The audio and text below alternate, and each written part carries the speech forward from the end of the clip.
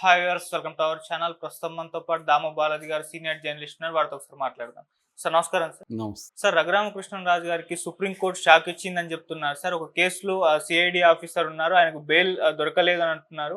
So అందుకు తగ్గట్టుగానే ఈయనకు నోటీస్ పంపించారు రఘురామకృష్ణరాజు గారికి అంటున్నారు. అంటే ఆయనకు తగ్గట్టుగా కేసు ముందుకు రావడం లేదని కూడా చెప్తున్నారు సార్. అసలు ఏంటి ఈ కేసు, దీని పైన మీ ఒపీనియన్ ఏంటి సార్? రఘురామకృష్ణరాజుకి షాక్ అనే వార్త బయటకు వచ్చింది. అయితే నిజానికి ఇది రఘురామకృష్ణరాజు షాక్ అని చెప్పలేం, కానీ కొంత ఇబ్బంది అని చెప్పచ్చు.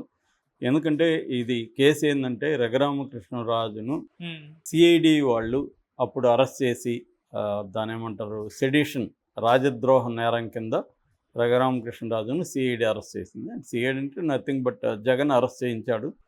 అప్పట్లోనే ఆయన నన్ను కొంతమంది ముసుగులు వేసుకుని వచ్చి ఆ సిఐడి ఆఫీసులో కొట్టారు భయంకరంగా. దాన్ని ఆ వీడియో తీసి లైవ్లో చూపించారు జగన్కి అనేది ఆయన ఆరోపించాడు. అయితే కోర్టుకు కూడా చెప్పాడు ఆయన. కోర్టు నివేదిక అడిగింది, మెడికల్ నివేదిక. ఎందుకంటే ఇది ఆరోపణ మాత్రమే, దానికి సాక్ష్యాలు ఏమి ఉండవు. నివేదిక అడిగితే ఈయనకి మెడికల్ ఎగ్జామ్ చేశారు. గుంటూరు గవర్నమెంట్ హాస్పిటల్లో ఫస్ట్ చేశారు. అక్కడ సూపరింటెండెంట్ ప్రభావతి ఆధ్వర్యంలో ఈయనకి టెస్టులు చేసి పోలీసు గాయాలు ఏమీ లేవు, కొట్టినట్టు ఆధారాలు లేవని రిపోర్ట్ ఇచ్చారు, మెడికల్ రిపోర్ట్. తర్వాత ఇక్కడ ఆయన అప్పుడు కూడా చెప్పాడు, గుంటూరు హాస్పిటల్ మీద నాకు నమ్మకం లేదంటే అప్పుడు ఈయనకి ఇక్కడ ఆర్మీ హాస్పిటల్కి, సికింద్రాబాద్లో ఆర్మీ హాస్పిటల్కి కూడా రెఫర్ చేశారు. వీళ్ళు కూడా కొట్టినట్టు నివేదిక అయితే ఏమి ఇచ్చినట్టుగా మనకి తెలియదు. ఏదేమైనా అది అప్పటి నుంచి పెండింగ్ పడిపోయింది. ఆయన తర్వాత జగన్ గవర్నమెంట్ ఉంది కాబట్టి దాని మీద సైలెంట్గా అయిపోయాడు. ఇప్పుడు ఆంధ్రప్రదేశ్ తెలుగుదేశం కూటమి గవర్నమెంట్ రాగానే ఈయన జూలై 11న గుంటూరులోకి వెళ్ళి గుంటూరు పోలీస్ స్టేషన్లో కేసు పెట్టాడు జగన్ మీద. సిఐడికి సంబంధించిన సునీల్ కుమారు, విజయ్ పాల్, వీళ్ళు. సునీల్ కుమార్ ఏమో DG, director general.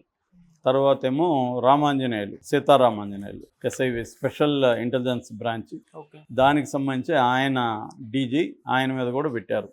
So CID అధికారులు ప్లస్ జగన్ A3 అనుకుంటా, దీంట్లో A3గా పెట్టారు. సో ఓవరాల్గా వీళ్ళ మీద కేసు పెట్టారు.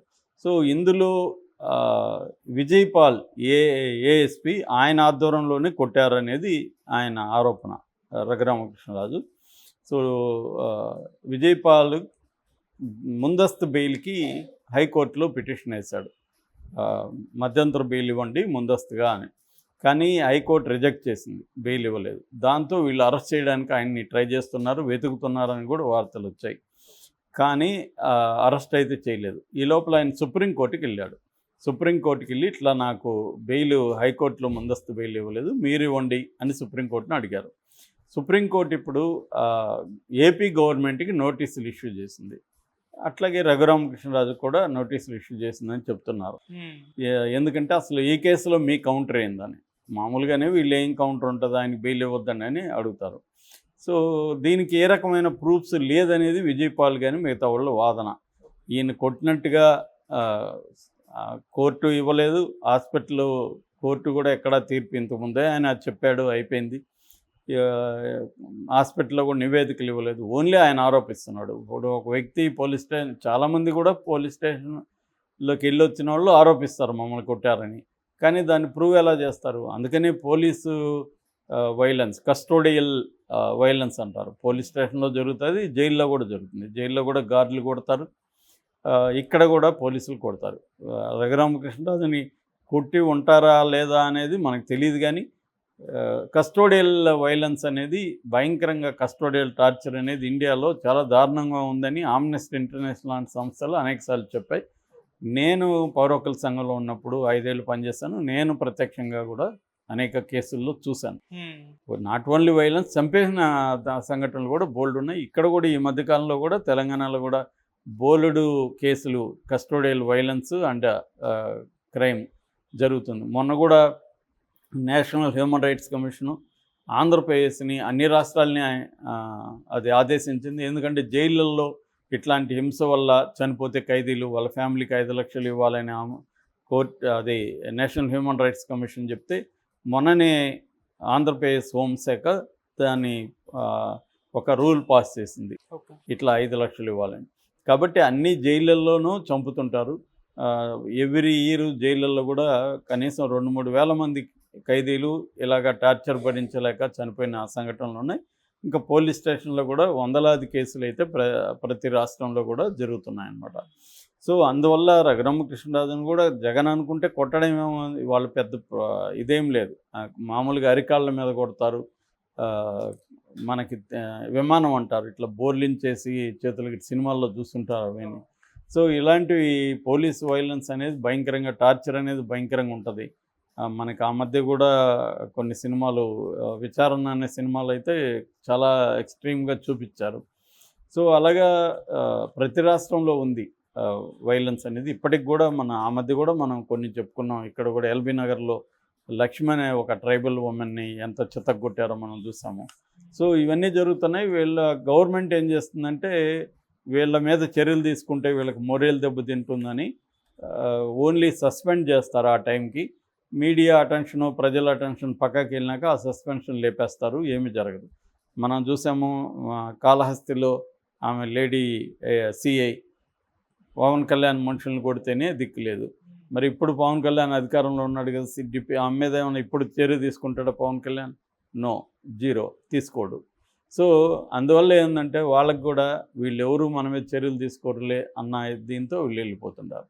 అట్లాగే వాళ్ళ వైపు నుంచి కూడా సమస్యలు ఉంటాయి. పోలీసులకు ఉండే ఫ్రస్ట్రేషన్ ఉంటుంది, వాళ్ళ మీద పొలిటికల్ ప్రెజర్ ఉంటుంది. చాలాసార్లు జేబీఎంలో అదే చూపించాడు. పోలీసుల మీద పొలిటికల్ ప్రెజర్ ఉన్న చోట వాళ్ళు ఎక్కువ కొడతారు. ఎందుకంటే ఇప్పుడు ఏదో దొంగతనము, థెఫ్ట్, గోల్డ్ జరిగింది, ఎవరో ఒకరు మనం ఏం చేస్తాం, మా ఇంట్లో జరిగింది, నేనేం చేస్తా, ఎవరినో ఒకరిని పట్టుకుంటా, ఎమ్మెల్యేని పట్టుకొని రికమెండేషన్ తీసుకొస్తా. ఎమ్మెల్యే ప్రెజర్ తీస్తాడు పోలీసుల మీద. ఆ ప్రెజర్ చేయడం వల్ల వీళ్ళు ఏం చేస్తారు, వేరే ఇన్వెస్టిగేటివ్ మెథడ్స్ చేయడానికి తగిన స్టాఫ్ ఉండరు, తగినంత వీళ్ళకి ట్రైనింగ్ ఉండదు, ఏముండదు. కాబట్టి ఎవరినో పట్టుకొచ్చి అనుమానం ఉన్న వాళ్ళని చితగ్గొడతారు. ఇది జనరల్గా జరిగే ప్రాసెస్. దీంట్లో ఒక్క పోలీసుల వ్యవస్థను మాత్రం నిందించలేము. పొలిటికల్ వ్యవస్థ మొత్తంగా మనకున్న ఇవాళ సిస్టమ్, అంటే క్రిమినల్ జస్టిస్ సిస్టమ్ అనే దాంట్లోనే ఈ ప్రాబ్లమ్స్ ఉన్నాయి. ఇవన్నీ కరెక్ట్ చేయకుండా ఓన్లీ పోలీసులు నిందించడం అనేది కూడా కరెక్ట్ కాదు. సో ఈ కాంటెక్స్ట్లో రఘురామకృష్ణరాజు కేసు ఎందుకు చంద్రబాబు ప్రభుత్వంలో రఘురామకృష్ణరాజు అనుకోనంతగా ముందుకెళ్ళట్లేదు? అదే జత్వానీ చూసాము. జత్వానీ మీద టీడీపీకి సంబంధించిన ఛానళ్ళు డైలీ అదే పనిగా వాయించాయి. దాని మీద స్పీడ్గా కదిలారు, పోలీస్ ఆఫీసర్లను అరెస్ట్ చేశారు, కేసులు పెట్టేశారు. అతను ఎవరు, కుక్కల విద్యాసాగర్ కంప్లైంట్ ఇచ్చిన అతన్ని అరెస్ట్ చేసి లోపల పెట్టేశారు. ఇంత వేగంగా జత్వానీ మీద కదిలింది, రఘురామకృష్ణరాజు మీద కదలట్లేదు. అంటే చంద్రబాబుకి రఘురామకృష్ణరాజు మీద కేసుని కదిలించడం ఇష్టం లేదు అన్న ఇది కూడా తెలుగుదేశం కేడర్లోనే వినిపిస్తుంది. ముఖ్యంగా రఘురామకృష్ణరాజు అభిమానుల్లో ఈ బాధ బాగా కనిపిస్తుంది. ఎందుకు అని దానికి మళ్ళీ చంద్రబాబు అభిమానులు కొన్ని కారణాలు చెప్తున్నారు. ఎందుకంటే జత్వానీ కేసులో క్లియర్గా ఎవిడెన్స్ ఉంది కాబట్టి ఈజీగా చేయగలిగారు. దీంట్లో ఎవిడెన్స్ లేదు, ఈయన చెప్పడం మాత్రమే ఉందని వాళ్ళు చెప్తున్నారు. అది కూడా కొంతవరకు కారణమే. ఎందుకంటే ఆయన అడిషనల్ అడ్వకేట్ జనరల్ ఎవరు పొన్నవోలు సుధాకర్ రెడ్డి కూడా ఈ కేసుకు సంబంధించి ఆ మధ్య మాట్లాడాడు. ఆయన ఏమన్నా అంటే 77 రోజుల తర్వాత సాక్ష్యం అనేది చెల్లదని సుప్రీంకోర్టు చెప్పింది. దీంట్లో 3 ఏళ్ల తర్వాత ఇప్పుడు సాక్ష్యం ఉన్నా కూడా చెల్లదు, అసలు సాక్ష్యం కూడా లేదు, కాబట్టి ఈ కేసు నిలవదని కూడా ఆయన అంటున్నాడు. సో కేసు నిలిచినా నిలవకపోయినా మన ఇండియాలో నేను అనేకసార్లు చెప్పాను, process is the punishment. So వీళ్ళని ఈ లోపల అరెస్ట్ చేయొచ్చు. ఇప్పుడు చంద్రబాబు మీద కేసు నిలుస్తుందని జగన్ పెట్టాడా? చంద్రబాబును అరెస్ట్ చేయడమే జగన్ ఉద్దేశం. అందుకనే చంద్రబాబు మీద కేసు పెట్టారు. జగన్ మీద పెట్టిన కేసులు కాంగ్రెస్ నిలుస్తుందని పెట్టిందా?